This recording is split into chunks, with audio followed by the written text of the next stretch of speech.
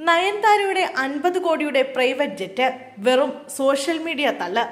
സത്യാവസ്ഥ മറ്റൊന്ന്. താരങ്ങളുടെ ഓൺ സ്ക്രീൻ ജീവിതങ്ങൾ പോലെ തന്നെ ചർച്ചയായി മാറുന്നതാണ് അവരുടെ ഓഫ് സ്ക്രീൻ ജീവിതവും. താരജീവിതത്തിന്റെ ആഡംബരങ്ങൾ പലപ്പോഴും അത്ഭുതപ്പെടുത്തുന്നതാകും.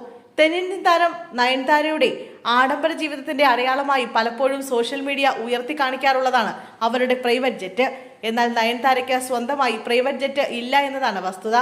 സൗത്ത് ഇന്ത്യയിൽ തന്നെ ഒരു സെലിബ്രിറ്റിക്കും സ്വന്തമായി ജെറ്റില്ല എന്നാണ് Halo Airways CEO Shoby T Paul പറയുന്നത്. സോഷ്യൽ മീഡിയയിൽ കാണുന്നത് പലതും ശരിയല്ലെന്നും അദ്ദേഹം പറയുന്നു. ഒരു അഭിമുഖത്തിലാണ് ഈ കാര്യങ്ങൾ അദ്ദേഹം വെളിപ്പെടുത്തുന്നത്.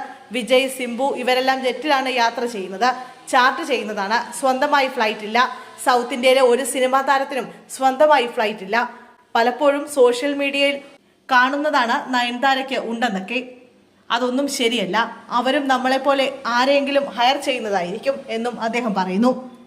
DGCAയുടെ കണക്ക് പ്രകാരം ഒരു സെലിബ്രിറ്റിക്കും ഫ്ലൈറ്റ് ഇല്ല. ഇനി ഏതെങ്കിലും കമ്പനിയിൽ ഇൻവെസ്റ്റ് ചെയ്ത് സൈലന്റായി ഓൺ ചെയ്യുന്നുണ്ടോ എന്നറിയില്ല. സോഷ്യൽ മീഡിയയിൽ കാണുന്ന പലതും ശരിയല്ല.